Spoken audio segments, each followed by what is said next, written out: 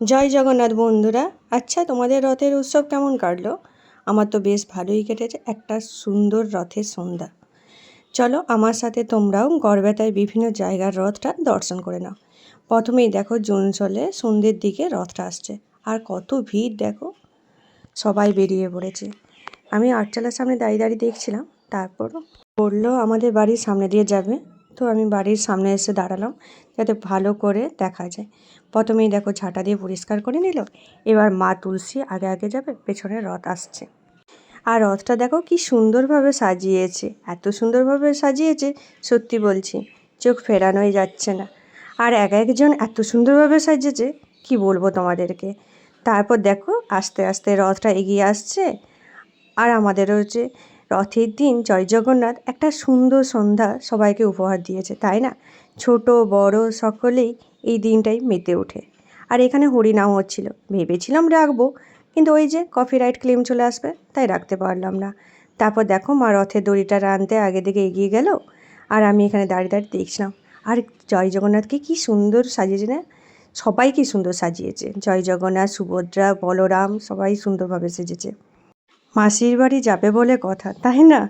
মাসির বাড়ি যাবে, একটু সুন্দরভাবে না সাজলে হয়? আর দেখো এখানে সবাই আনন্দ করছে। 8 থেকে 80 বলে না, সবাই আনন্দ করে, সেই রকমই একটা 8 থেকে 80 সবাই আনন্দ করছে। আর এই যে মাইক সব কিছু যাচ্ছে, লাইট সব কিছু আগে আগে পেছনে পেছনে যাচ্ছিলো, দারুণ লাগছিলো। তারপরেই দেখলাম একটা ছোট্ট রথ নিয়ে যাচ্ছে। আর এদেরকে দেখে চোখ সত্যি ফেরানো যায় না। আমরাও তো ছোটোবেলায় এরকম রথ টেনে নিয়ে যেতাম।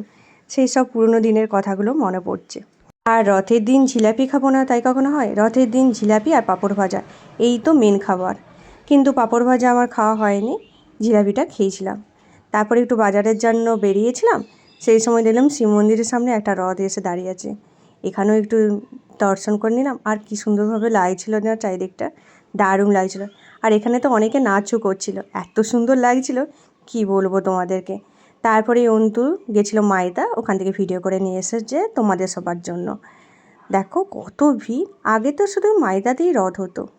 গড়বেতার রথ মানেই মাইদাদের যে রথ দেখা। 7 দিন ধরে মেলা, এইসব এখনও 7 দিন ধরে মেলা হয়। আর মানুষ এখনও যায়। দেখো কত ভিড়। অন্তু গিয়েছিল, তো অন্তু ভিডিও করে নিয়ে এসেছে। আর আসার সময় দেখলো আরেকটা রথ আসছে, সেটারও একটা ছবি তুলে নিয়ে চলে এসেছে। তারপর দেখো হুঙ্গরের রথ।